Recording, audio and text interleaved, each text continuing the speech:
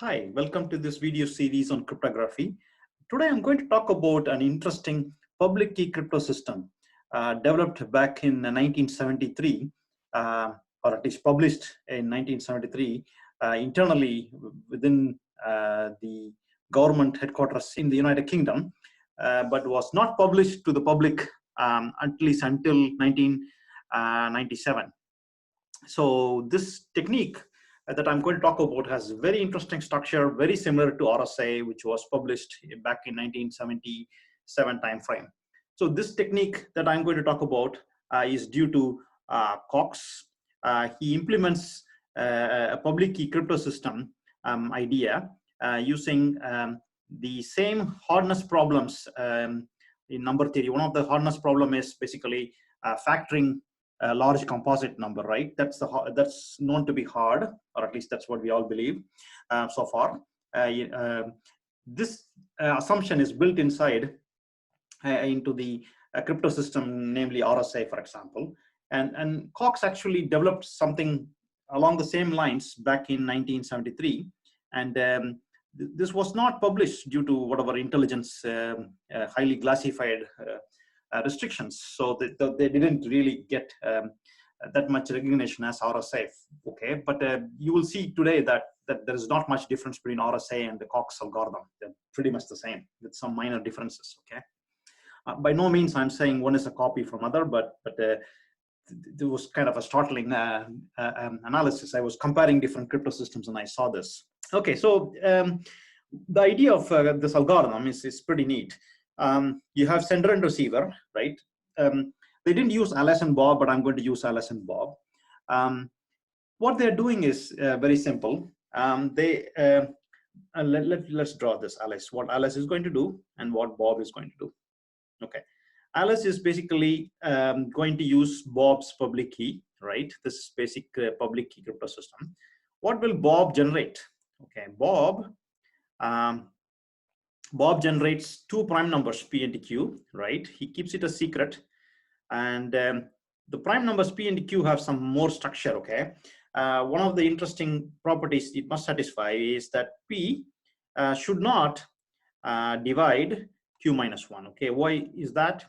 You will see later that we need to use Fermat's little theorem, and this is needed, okay?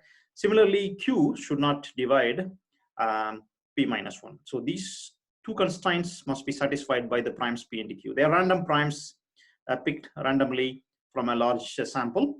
Okay, so what Bob does is he publishes n, which is basically P times Q. Okay, so he publishes the product P times Q to Alice. So Alice gets the n from Bob. Okay, that's basically the n. Alice doesn't know the values P and Q. Okay. So now does the eavesdropper. So how is the encryption going to happen? Alice is going to encrypt the message. Let's say encryption of the message. You want to encrypt a message X. Okay.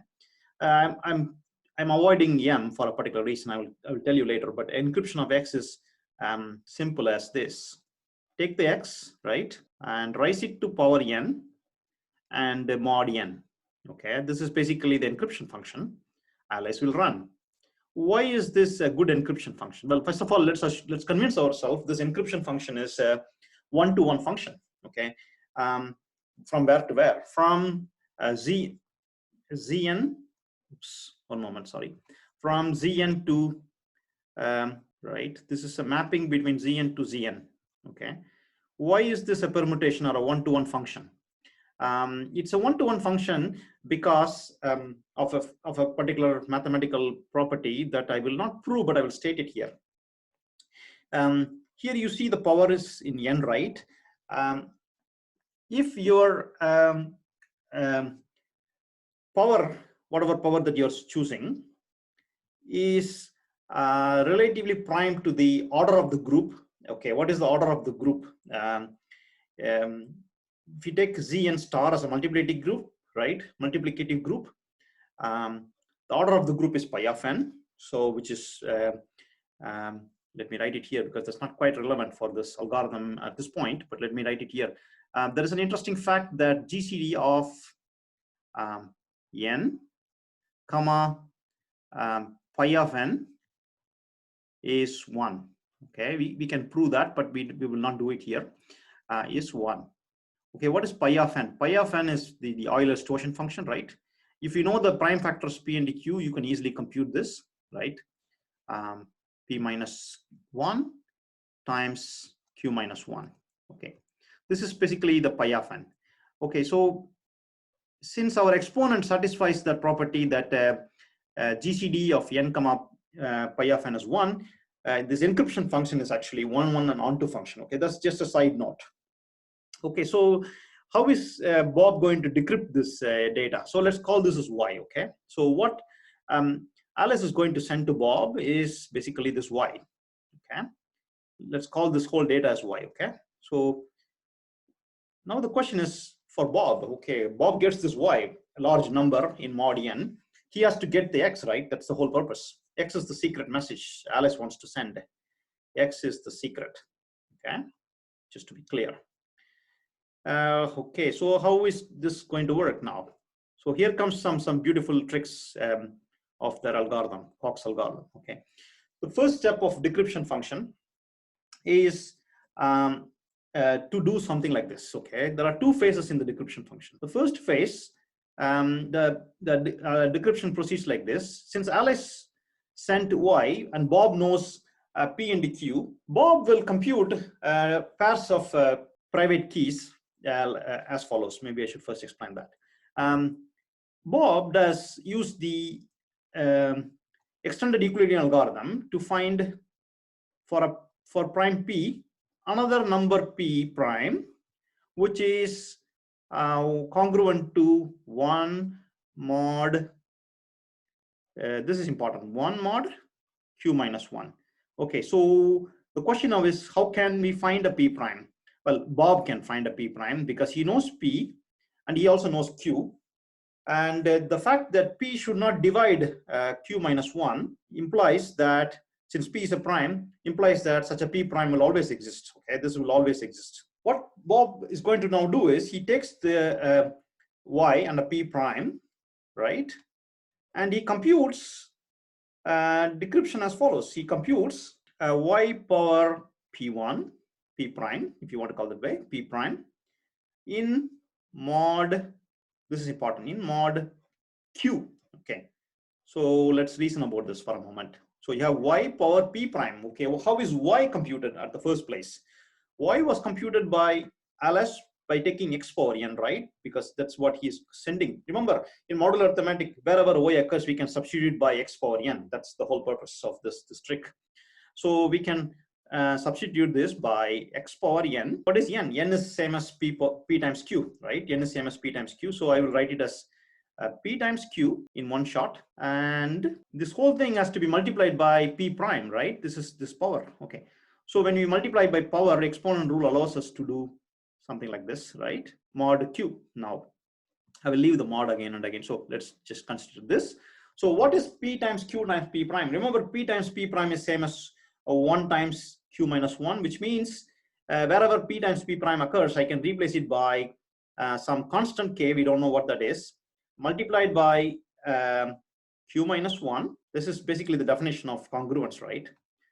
Plus 1. So this is basically the important fact from the properties of congruence. We know that p times p prime is nothing but k times q minus 1 plus 1. Okay, so why is this important for us? Well, now wherever p times p prime occurs, I can substitute by k times q minus 1 plus 1, which leads to this interesting property that it will become x power. So p times p prime is nothing but k times q minus 1, k times q minus 1, and multiplied by this, right, plus 1, and then multiplied by q, because we have a q already here. So this is what we have here. Okay, so let's now think about, well, you have to multiply it by q. Okay, now think about what will happen to the exponent. Okay, remember this is all in mod q. Okay, so what is x power k minus, this can be written as simple as this, right?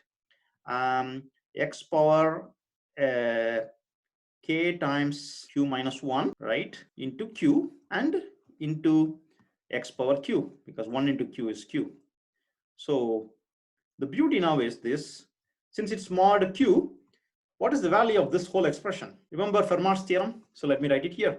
Fermat's theorem says that if you have a number a and we raise it to p power p minus 1, this is nothing but it's congruent to 1 mod p. So if p is a prime, a power p minus 1 is congruent to 1 mod p. Okay, so this is general theorem of Fermat's, right? It's Fermat's little theorem. Now we can use this and apply it on the on this part, right?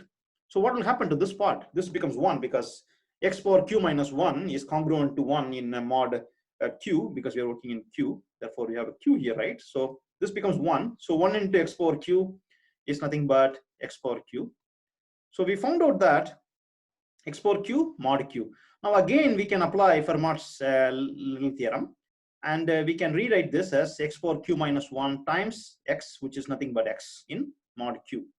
So we found that by decrypting using y times p prime, the first part we learned is x mod q. We have not recovered the message x. Remember, x comes from mod n over here, right? What we recovered is x mod q, which is not exactly the same as what Alice actually sent. So we need to apply the same trick now on another equation. So remember, now I started with y p prime, right? Remember, there is another constraint that we have not really used here. So this part is going to be used in another equation. So since q doesn't divide p minus 1, Bob will be able to find another secret number q prime, right?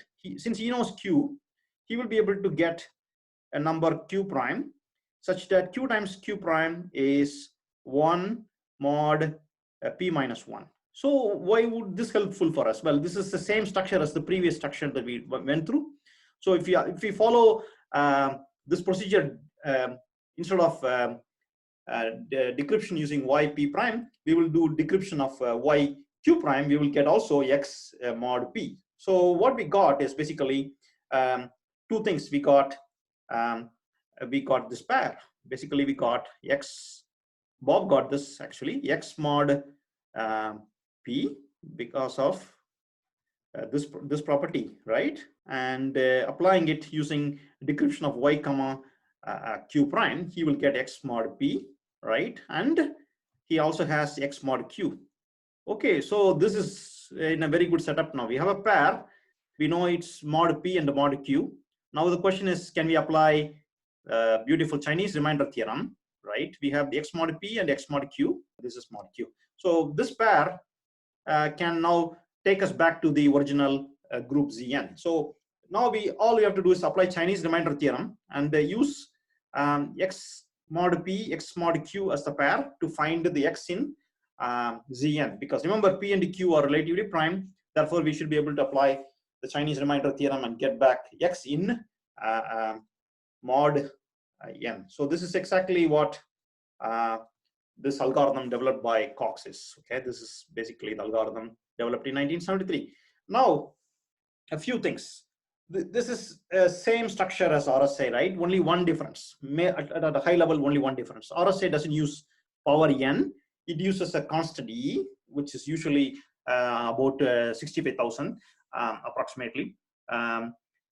It is relatively prime to p minus 1, q minus 1, but that's a different story. Other than that, there is no other difference. Okay, it's exactly the same. It also assumes the hardness of the factors, right? Computing the factors of n is difficult. That's the assumption. And what you're seeing here is that the Cox algorithm essentially computes x mod p, x mod q from the original message x, and then applies Chinese remainder theorem to find the x. Okay, so couple of important things to note. There is no semantic security here, right? If you encrypt the same message x, you will get the same ciphertext, because there's no randomness apart from the private keys p and q, which are going to be sitting all the time same, unless Bob changes that. So that's the same thing as in plain RSA or textbook RSA. So that's the reason I use x instead of m. What you will do is you will have to apply some kind of padding to make it randomized. Okay, otherwise it's not chosen plain text secure. Okay. Anyway, I'm not going to talk about the chosen plain text attacks and chosen ciphertext attacks. That's not my main purpose here. My main purpose is to show you this an invention that happened in 1973, allows you to do public key crypto system exactly on the same hardness assumption, very similar structure like in RSA. So I will quickly summarize what we learned. We have two participants, Alice and Bob. They want to talk to each other, right? Rather, Alice wants to send a message to Bob. Bob publishes his public key. This is the public key, right? N. And Alice is basically using the public key to do encryption. And Bob is basically decrypting it using the private keys. The P and the Q are private, okay? These two are private, just to be clear. But P and Q has further conditioned that P should not divide Q minus 1, otherwise Bob cannot decrypt it. And the same with Q should not divide P minus 1. And then what Bob does is he takes the incoming ciphertext Y and applies this nice function that I defined it here, right? He defines like this, right? Decryption of Y comma P prime is nothing but Y power P prime mod Q. Where is P prime coming from? P prime is coming from this equation, which is available readily from extended Decryption algorithm. Given P and Q minus 1, we can always find P prime. Similarly, he does a decryption of Y comma Q prime, and he finds an interesting pair. The pair is very interesting. It's just x mod P comma x mod Q. And given this pair, using Chinese remainder theorem, which I talked about in my previous segment, you can get the value x in mod n. So this is how the algorithm works. Let me now show you a quick demo, and then we'll wrap it up. I developed a Python implementation of this implementation, so it's good to see that now in action. So this is the original paper that to me, I don't really know how to confirm these dates, right? It's published online. The date says Cox 2090, November 1973, at least 4 years before RSA was published, right?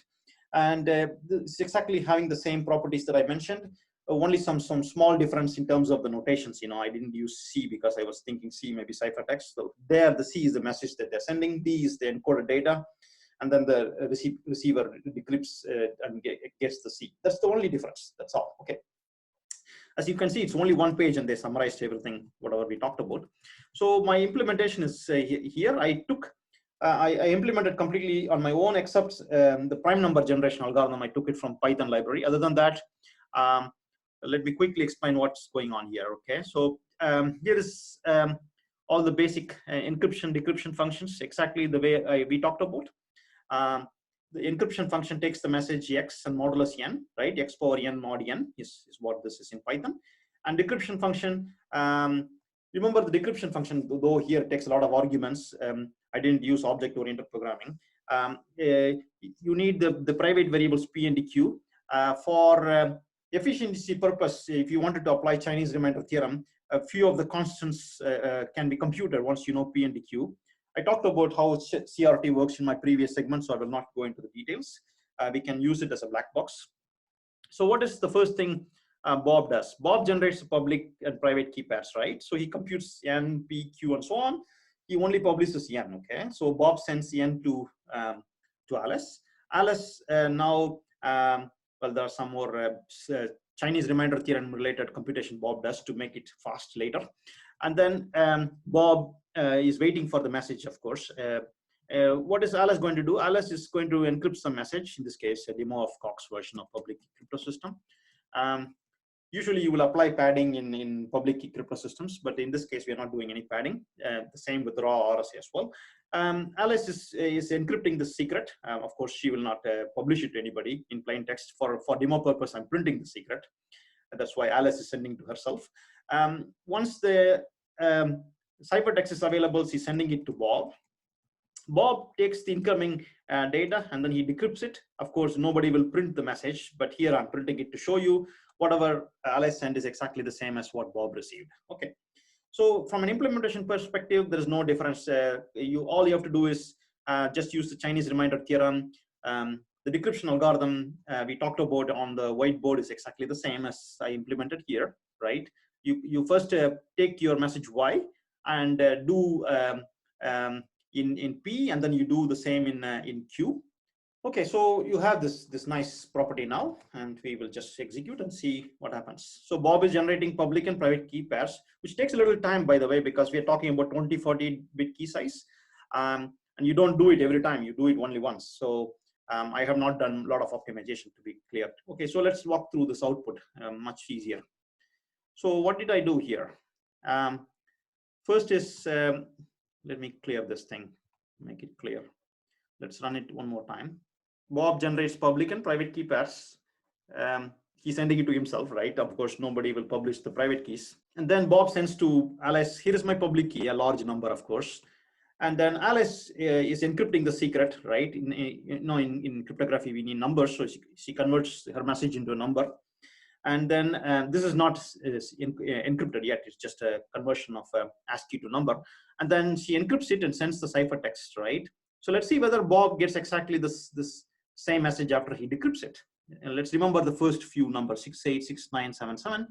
Let's go down. Yeah, here it is. You see here, it's exactly the same as what Alice sent. So once the ciphertext is there, Bob decrypts the ciphertext and he gets that data.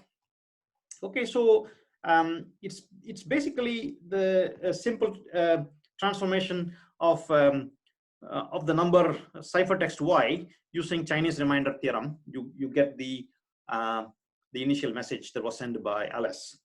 At a high level, it's very, very similar to RSA, only some very minute low-level differences in terms of the exponent selection and the key, how you select the public key and private key are slightly different. Other than that, it's exactly the same. No difference whatsoever. That's quite startling for me personally. All right, thank you very much.